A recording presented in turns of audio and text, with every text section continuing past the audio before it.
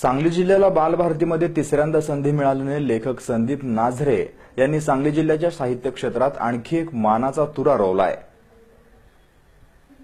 सांगली साहित्याची आणि नाट्याची पंढरी म्हणून ओळखली जाते। आपल्या सांगलीचे नाव प्रत्येकाने आपल्या क्षेत्रात प्रगती करून 7 समुद्रापार पोहोचवलंय।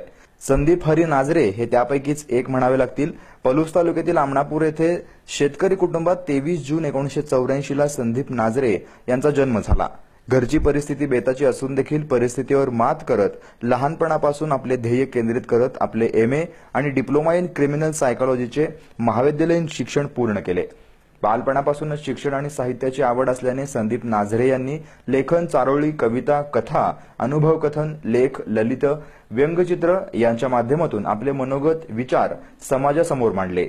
अनेक दैनिकांतून आपले साहित्य प्रसिद्ध केले। त्यासोबतच रेडिओ चॅनल्सवर आपले साहित्य प्रसिद्ध केले। महाराष्ट्रात 30 पेक्षा जास्त दिवाळी अंकांतून आपले साहित्य सर्वांसमोर वाचकांच्या प्रेमापोटी मांडले।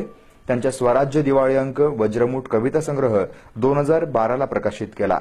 कृष्णाकाठच्या पाऊलखुणा हा ललित लेख प्रकाशनाच्या वाटेवर आहे। त्यांनी अक्षर वैदर्भी, आरती चपराक, अक्षर पेरणी इत्यादी वाङ्मय नियतकालिकांतून प्रसिद्ध केले। गेली 10 वर्षे ते रामानंद नगर कॉलेजमध्ये मोफत बॉक्सिंग प्रशिक्षण देऊन अनेक विद्यार्थ्यांना त्यांनी प्रेरणा दिली। त्यांच्या या साहित्याची दखल बालभारतीने घेतली आहे। भोभा भोसले, रंगराव बापू पाटील या दिग्गज लेखकांनंतर आता आमणापूरच्या संदीप नाझरे यांच्या सांगावा या कथासंग्रहामधील पण थोडा उशीर झाला हा धडा इयत्ता 7वीच्या पुस्तकामध्ये घेण्यात आलाय। विद्यार्थ्यांमध्ये देशप्रेम जागावे यासाठी सैनिकांचा त्याग या पाठात त्यांनी मांडलाय। संदीप नाझरे यांनी सांगली साहित्य क्षेत्रात आणखी एक मानाचा तुरा रोवलाय। त्यांच्या जीवनाच्या भावी वाटचालीस बालाजी न्यूज कडून देखील मनपूर्वक शुभेच्छा। अभ्यासक्रमात समाविष्ट होणं हे प्रत्येक लेखकाचं ध्येय असतं।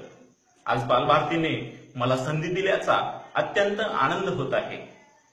इयत्ता 6वीच्या वर्गात मराठीच्या पुस्तकामध्ये माझ्या सांगावा या कथेवरून रूपांतरित पण थोडा उशीर झाला या पाठाचा समावेश करण्यात आला आहे। या पाठातून सैनिकांचा देशासाठी असणारा त्याग विद्यार्थ्यांसमोर आणण्याचा प्रयत्न आहे। तसेच विद्यार्थ्यांमध्ये देशप्रेम जागवून सैनिकांविषयी त्यांच्या मनामध्ये आदर निर्माण करण्याचा प्रयत्न आहे।